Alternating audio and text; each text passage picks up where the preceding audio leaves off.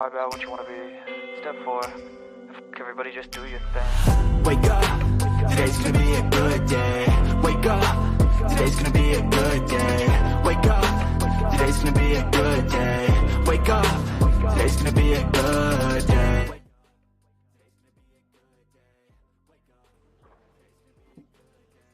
Brad, you're mute. Brad's on mute.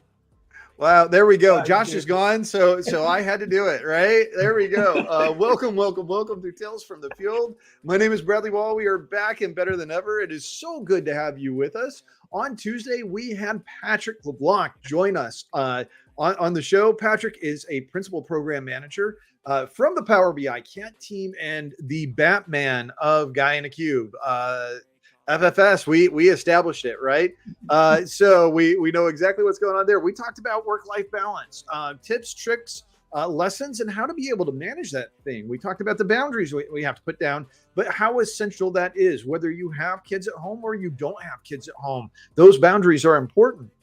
Who played? Who had the hosting duties? Who won? Who knows? We know. But if you want to find out, you're going to have to go check out those previous episodes over on YouTube. If you want to interact with the show, it is so incredibly easy. Right now, we are streaming live on Twitter under the accounts of Tales from the Field, Neeraj Jafari, Josh Ludeman, Sequel Balls. Over on LinkedIn, we're under Sequel Balls, and then we're on YouTube as the Tales from the Field channel. So if you interact with any one of those places, make a comment. One of my amazing co-hosts will see that comment and they will add it to the show. You will be part of the show. And speaking of those co-hosts, before I go any further, let me introduce. I am joined by Andreas Padilla. In for Josh Ludeman, we have our good friend Dan Taylor. And ladies and gentlemen, fasten your seatbelts. If you're pregnant or you have a heart condition, I'm going to warn you right now, you need to brace for impact. For I have the privilege, the honor of introducing the one, the only, your friend and mine, Neeraj Jafari. Andreas, we dropped the MS Tech Bix on how to back up a SQL Managed Instance database and restore it to a SQL Server 2022 instance. We had Patrick LeBlanc on the show on Tuesday. What an amazing week. How you doing, man? I'm doing great. President's Day weekend's coming up, so looking forward to a long weekend of golf, beach, and the Kite Festival here in South Florida. But Brad, back to you, bud. Thank you for pressing the easy button with that tech bit that you just dropped. Easy button. Oh, my pleasure. My pleasure. And I love the rhythm that we're getting. As a matter of fact, we've got a great one coming up next week. You and Neeraj have analytics in a box that we're going to be dropping next Wednesday. And for anybody who's out there who's going, how do I deploy my Azure Snaps analytics environment? Or how can I employ multiple of these? This is the first in a series. We've got a lot of good stuff coming on here, but you're going to cover the very first pattern in this. And why don't you guys tell us a bit about this? Neeraj, dude. Sure. So, and one of the complaints or one of the things that we found from customers was it's too complicated, like it's hard to do it up. So what we came down was try to make it very easy. I mean, one click, follow the biceps or follow the PowerShell scripts, and then you can just deploy it up. And that's what the whole thing is. We based the whole patterns into 4 different structures, like a very small stuff for pattern 1. That is what is going to be released next week. Pattern 2 is the entire suite of Synapse. Pattern 3 is real time, and then pattern 4 is the Delta Lakes and all of them. So we are constantly going to evolve on that, but that is something that we are going to be doing it in next coming weeks for you to make it easy for you to deploy, including the pipelines. We create the SQL servers and we create the whole environment for you. So all you have to do is configure your settings and you're good to go. I love it. It's going to be so good. And this is something that people definitely need to know. I don't know why, but it doesn't show up for LinkedIn. But this is our good friend Karen Lopez. Hey Daniel, it's Family Day here in Ontario. Karen, we love you. Thank you so much for joining us. Great to see you. Our good buddy Josh Ludeman, who couldn't be here today, is making a comment. Yes, Josh, we said to make a comment. We'd all like 1,000 points too. Yeah, we should disqualify for the next week. Yeah, I think whoever the host is should certainly take that into account. So we're here for our roundtable. Let's go ahead and kick this thing off. Neeraj, first up, I've got you. And we have 24 work-life balance ideas and tips for offices in 2023. Yep. So sticking to the theme of this week, work-life balance. I mean, Patrick did a great job explaining it out. But here, Grace Lee from teambuilding.com has come up with a way what needs to be done, right? For them, she has broken it down into 3 different ways: work-life balance for the employees, for the managers, for the companies, and some great ideas that she came up with. 24 different ideas. I mean, a couple of things. Definitely, manager-wise, if you are a manager, lead by example, right? Let the employees take time off, right? I mean, with Microsoft taking unlimited time off, that is something that you need to do it, right? I mean, ask the employees what they're feeling on it. I mean, even organized days. I mean, that is something that I really like to have it, right? In work-life balance. I mean, at some point of time, if you don't have work-life balance, you are going to be burned out. I mean, I have seen a couple of my colleagues, couple of my managers who have come out and said we are burned out because of just not having work-life balance. And you lose your family, right? At some point of time, if you don't pay attention to them, you start losing them. Oh, absolutely. Yeah. So our good friend Lonnie Bauer. Hey, Lonnie, great to see you out there.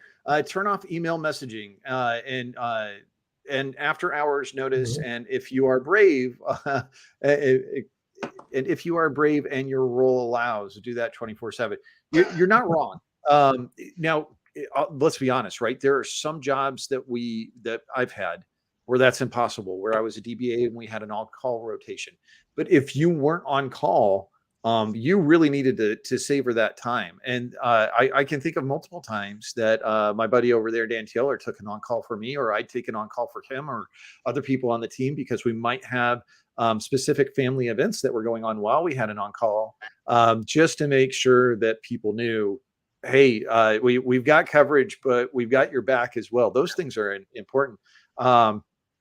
I like the last command from Yeah, I dare you to start calling it life work balance. You're not wrong. You're not wrong at all. We should look at that because life comes first.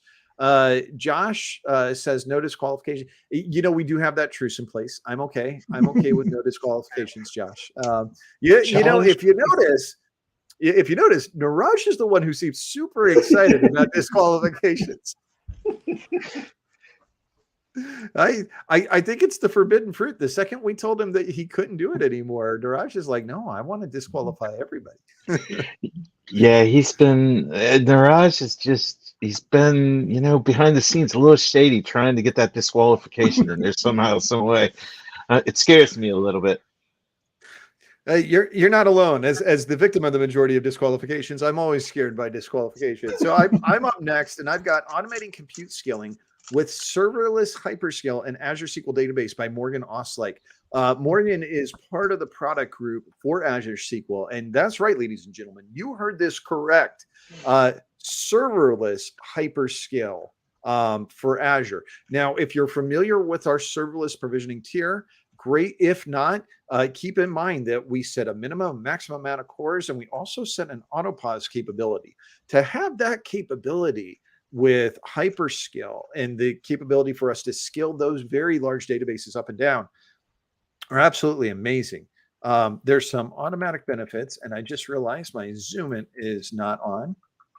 So I'm going to get that going so that way we can zoom in. You can see we've got combined benefits, automatic scaling of compute up to 80 vCores and 240 gigs of memory per replica, automatic scaling of local disk cache up to 720 gigabytes per replica, boosting IOPS performance, automatically scaling of storage up to 100 terabytes, auto scaling independent of the primary replica and the high availability secondaries and the named replicas that we may have as well. A lot of good stuff. And this article has information about compute, scale, billing, the price per performance trade-offs that we're looking for.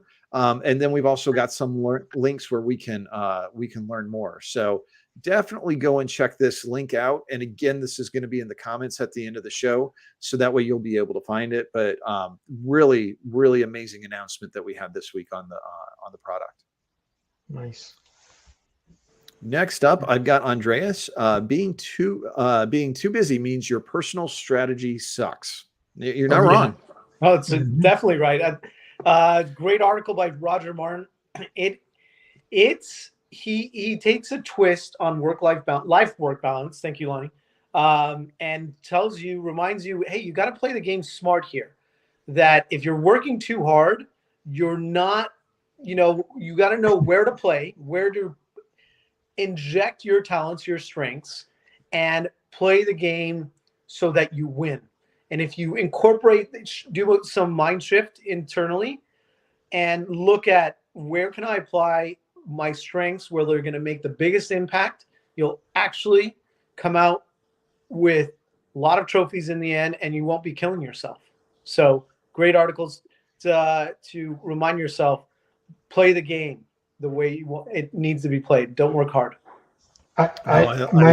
My previous manager used to say it's not work hard, it's work smarter, right? If you work smarter, you can have that work-life balances in there. So it's how you manage it smartly. Yeah, there's an old phrase where I grew up that was work smarter, not harder. Yes. Which was really easy to do if your job wasn't manual labor. At that point in time, my job was manual labor though, so it was just maybe get it done quickly. I don't know. Dan, you're up next. You have from T-SQL Tuesday 141, which was specifically about managing work-life balance. Wow. You've got this is the first in the number of threads on those. Right. So also this week I'm wearing my Snoopy Take a Hike hat because it's all about life work balance, and that's one of the things I love to do is getting out in that fresh air and hiking. And here the T-SQL 141 work-life balance, life work balance. This one's from Jess Pomfret. Jess, if I'm getting your last name wrong, please Twitter me and let me know. This one all of the ones I pulled are very personal, but here it just goes through where we began the pandemic in March 2020. And Jess goes through, some of the struggles that took place when finding that balance when we all started work from home. And then there's some great bullet points at the end that just sums up what, that work-life balance meant. Absolutely. No, it's great stuff. And a little fitness, a little support. I completely understand that. That was something that made a huge difference for me. And it was something I started pre-pandemic, but in the pandemic, it definitely was something that I focused on a lot more because that became very critical. Yeah. And I will say at the beginning of the pandemic, I lost track of my health. I lost track of myself. So it's great to see articles like this. And that's why it's meaningful because started getting back into that, health, start in taking care of my body and myself and letting other things go to the side when I'm doing that. I hear. So Neeraj, I've got you up next. Mm-hmm. Try these 12 tips to improve your work-life balance. Sure. So, this is a good article by Judy. And then, yes, something, Daniel, you said, right? Work-life balance, if you don't have it, it improves, affects your health, right? She comes out with what are the benefits of not having, with having a work-life balance, good health, higher productivity, fewer burnouts, more mindfulness. But the best part is what causes poor work-life balance. That is something that she did a survey of it.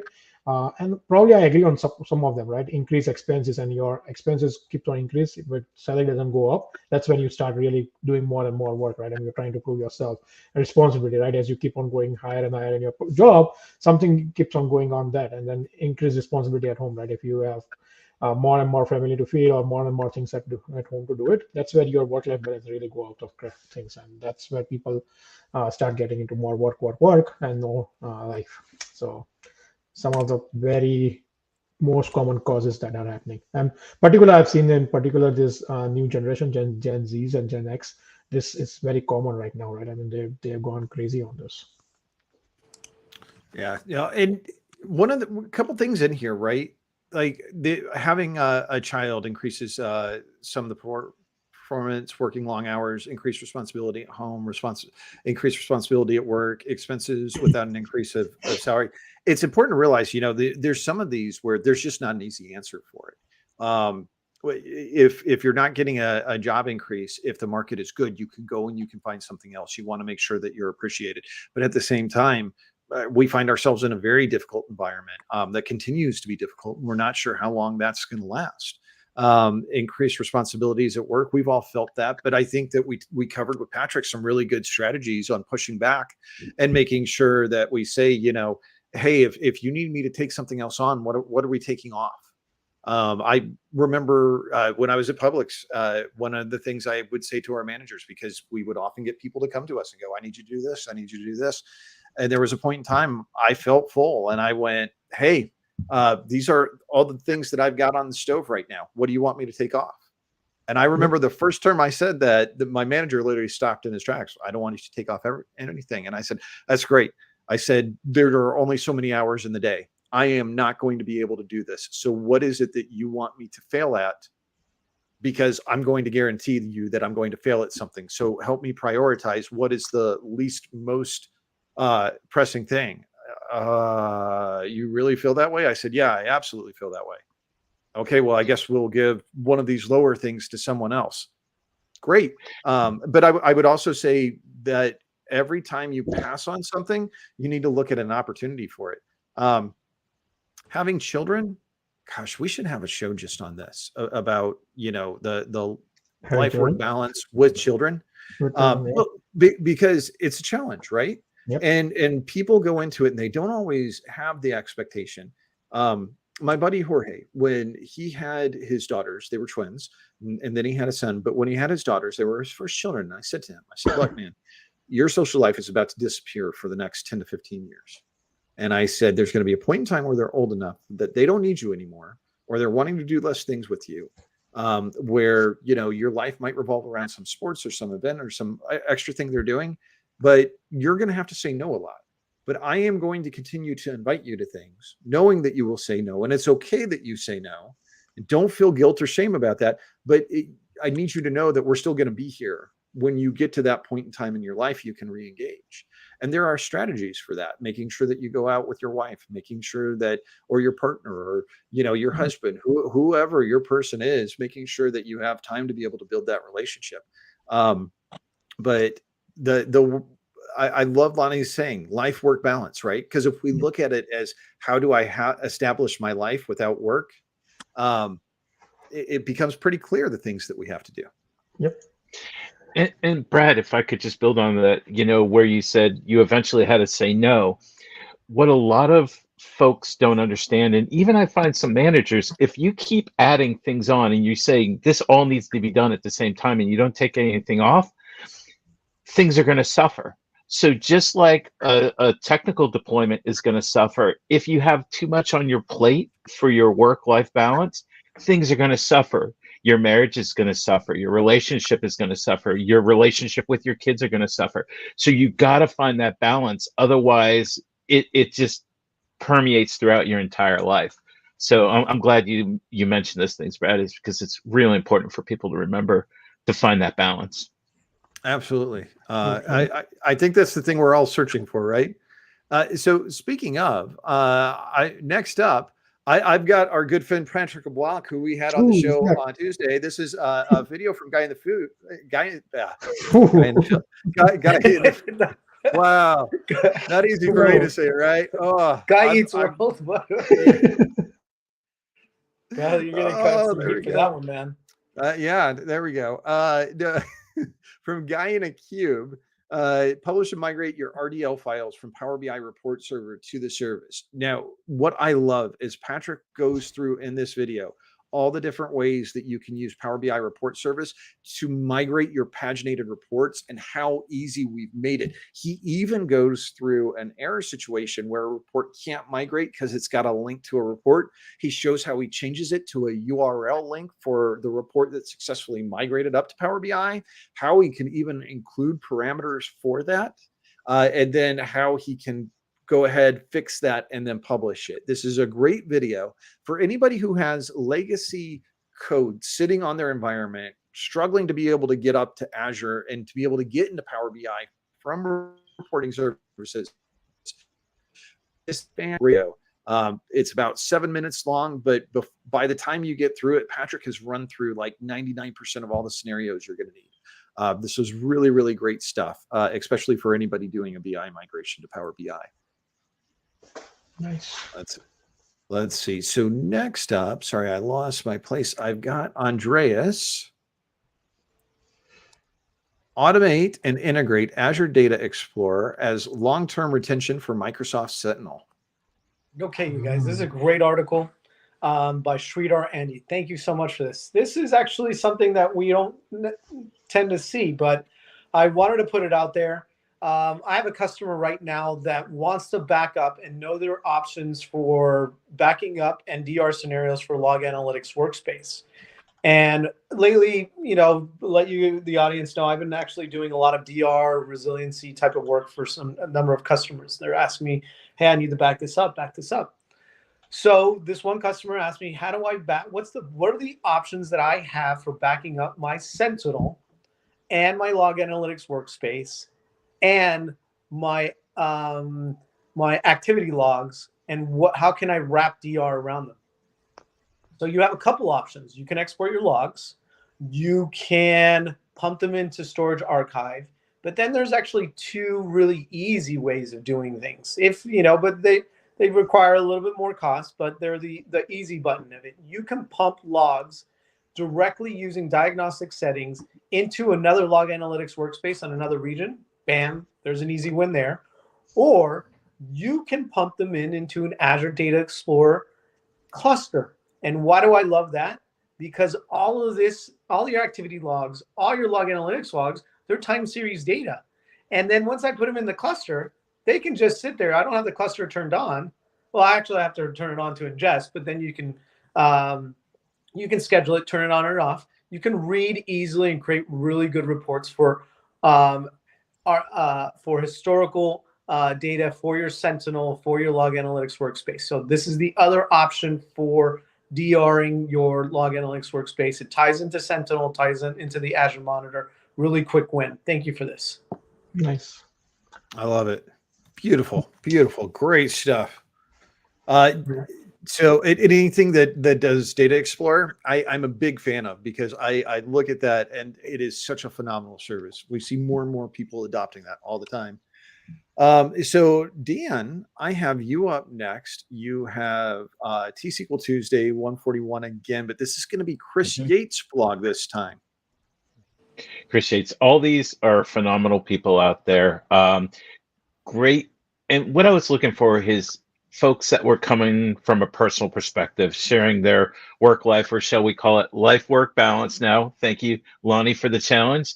So for our life work balance, this was another great article that got called out to me. The most important part of this, and TLDR, I recommend you read this, but what Chris says here at the end, you will never know what someone else is going through or enduring. Words you speak will either elevate or cut like a sword. May we continue to strive to be the best version of ourselves that we can be. One, that's something Mr. Bradley Ball says to me all the time, being better selves of ourselves. And I love that. And it's a phrase that sticks with me, but it was very personable. And I recommend you read these different T-SQL 141s, especially this one by Chris here as well, to get everybody's different personal experiences as to finding this life work balance. I love it. Great stuff. And Neeraj, and very well spoken, Dan. You're up next. We've got 63 companies with the best work-life balance for 2023. So after all this discussion that we are having the whole week, I was like, okay, what are the companies who are doing it? I mean, is my company that I work for, Microsoft, is in the top at least 20 or 50 companies that is work-life balance? And then I found this great article, right? I mean, the author of this article goes through all different criteria and then has given up. I mean, this is nothing subjective, I mean, because this whole thing is made up of different combinations, but Microsoft is still there. So I was happy to see that. A couple of reasons why Microsoft was that unlimited PTO. They do a great things in there. If you go to number 19, that's Microsoft. There we go. Yeah, we're there. Well, and you know, it says it doesn't have remote work. I mean, but who here works from a Microsoft office? Yeah, I haven't been an in-person physical employee since 2013. So I've been a remote employee for my entire career. Yep. So I mean, just wanted to know, I mean, the people out there looking for jobs, this is something that you definitely want to look at it, right? I mean, which companies are good on work-life balance, and that would help you out. Very nice. Very nice. Excellent. I am up next. I have Deepti Goguri's SQL Server blog, and this is Quick Track Beginner's Guide to Azure SQL, Azure Defender, and Threat Protection.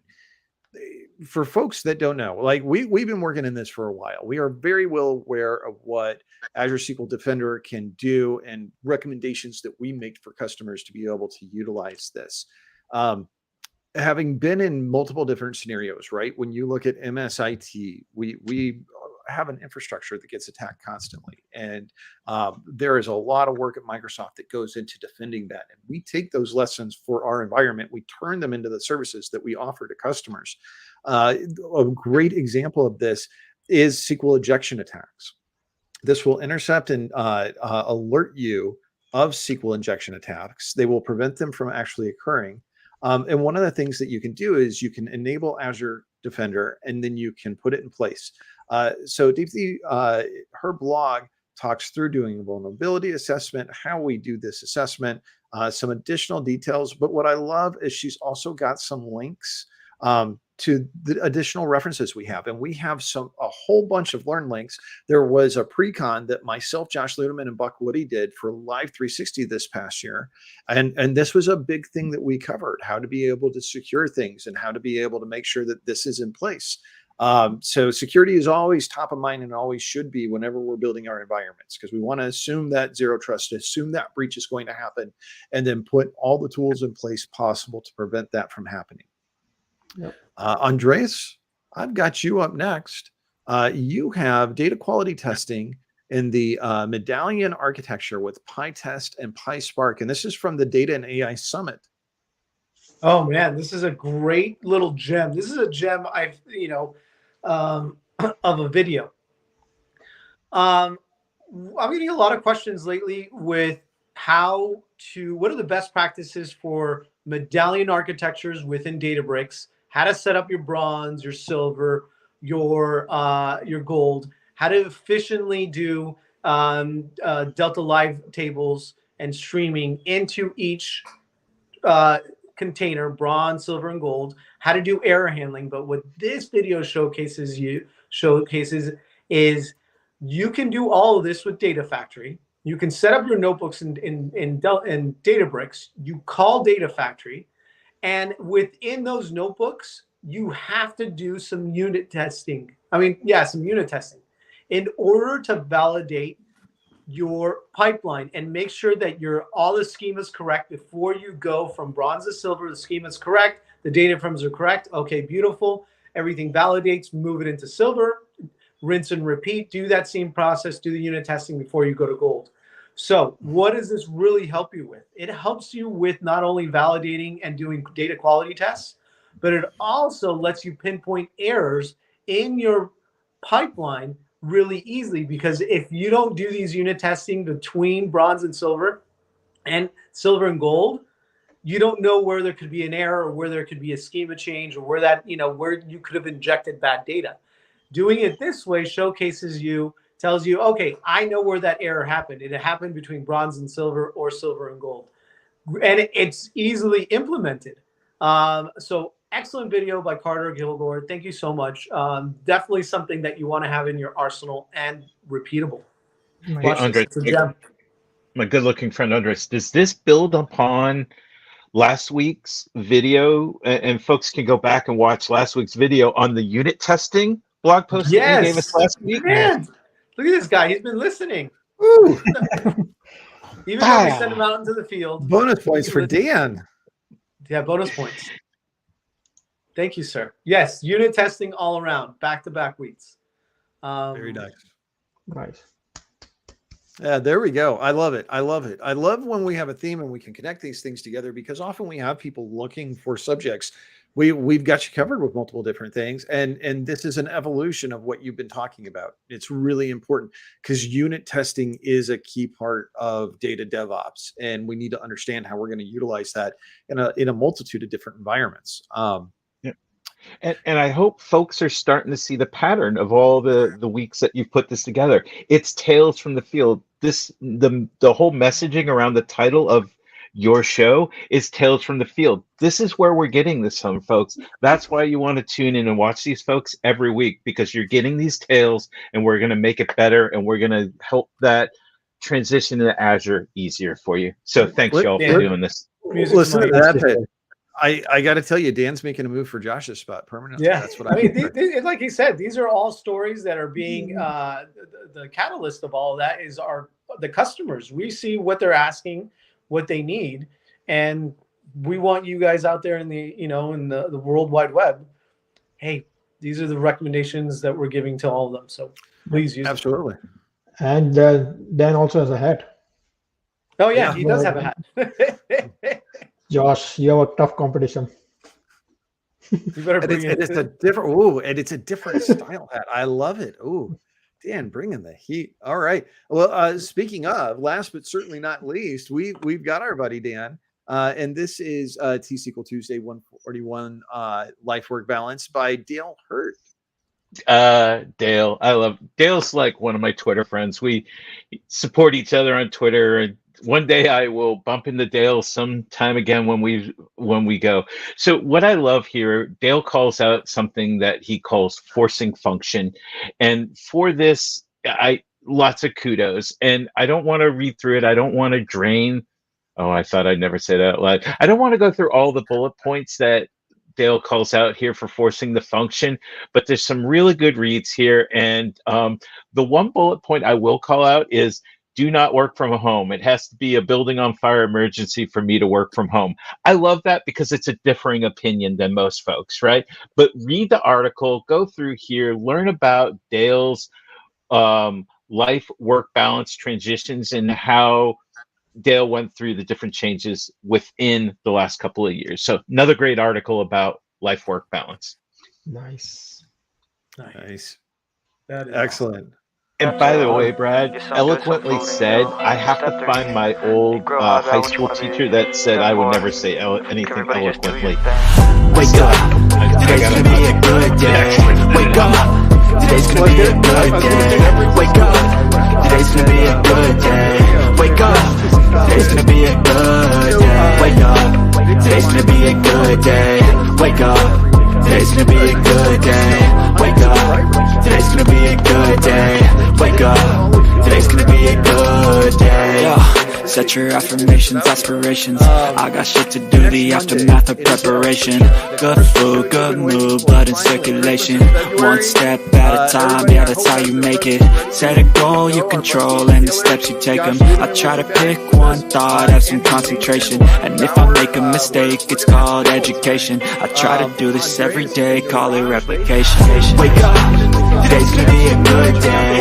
Wake up, today's gonna be a good day. Wake up, today's gonna be a good day. Wake up, today's gonna be a good day. Wake up, today's gonna be a good day. Wake up, today's gonna be a good day. Wake up, today's gonna be a good day. Wake up, today's gonna be a good day. Life ain't easy, yo, I think there's a reason though. Ups and downs, just like every different season, yo. Sometimes I'm high, other times I'm barely breathing, though. You always gotta fight and hide from the demons, yo. Negative thoughts are poison, they rot. Head full of flies, so here come the clouds. They'll never stop unless I can swap all the bad for the good in my head when I'm lost. Yeah, so I'ma fake it till I make it. Positive thoughts are overtaken, I got patience. One day at a time is how you operate a cadence. So flow, you grow, you show yourself the foundation. Stay away from all the shit that causes temptation. I know that I like to do it cause it's sensation. I live my life in my head like a narration. Don't expect greatness, do my best, man, I'll take it. Wake up, today's gonna be a good day. Wake up, today's gonna be a good day. Wake up, today's gonna be a good day. Wake up, today's gonna be a good day. Wake up, today's gonna be a good day. Wake up, today's gonna be a good day. Wake up, today's gonna be a good day. Wake up, today's gonna be a good day. Wake up, really gon' rise to the sun. Step 2, get some good, some food in you. Step 3, you grow